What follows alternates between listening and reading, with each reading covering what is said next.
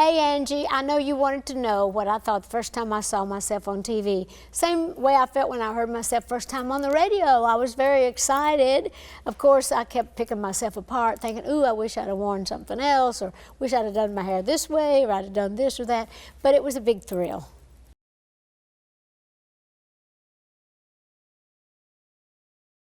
Oh, they put me on Hollywood Squares, and I was the worst person ever on there. They had given us what they called block answers, and I thought that's what they wanted me to say because I was kind of new to that. So no matter what they had said, even if I knew the answer, I just gave the block answer. And I looked like a moron, and I don't know which box I was in because I had boxed myself in.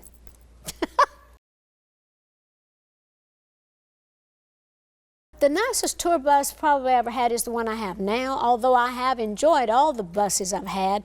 I think I missed the one that I had last before I got this new bus. Well, it's not new, it's 10 years old. But what I like about the one I have now is it's the ones that let the sides out. So when you're parked, you have a lot more room. But when you close it in, it's more narrow than the ones that are the same all the time. Does that make good sense to you? Didn't make any sense to me.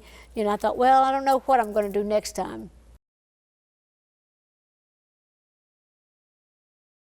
Well, Porter's nudie suits didn't blind me with his rhinestones and spotlights any more than mine blinded him, because I was always wearing the rhinestones too. But Porter did have some sparkly suits, and they were great, and I thought that was great. He was a great showman, and I wanted some rhinestones too, so we kind of out-rhinestoned each other. We'd try to.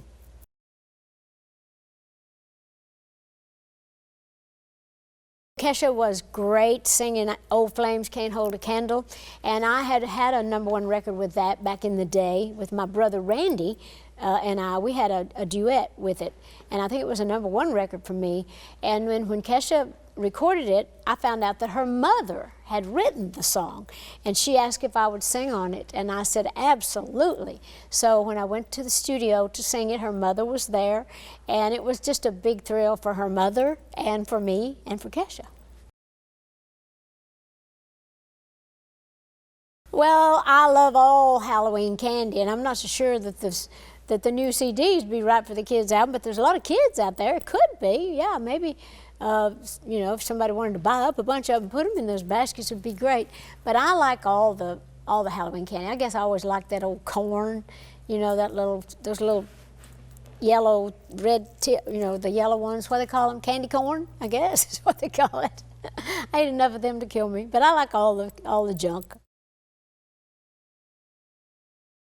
Well, I have never really worked a true 9-to-5 job. I know I've worked when I first came to Nashville.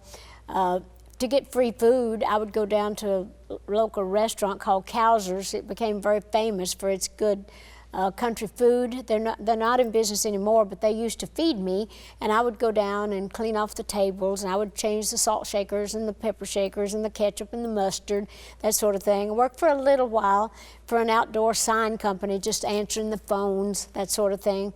But it really didn't last that long. I was never that good at anything but my music, and I never enjoyed doing anything but that, except the eating part. I liked that a lot.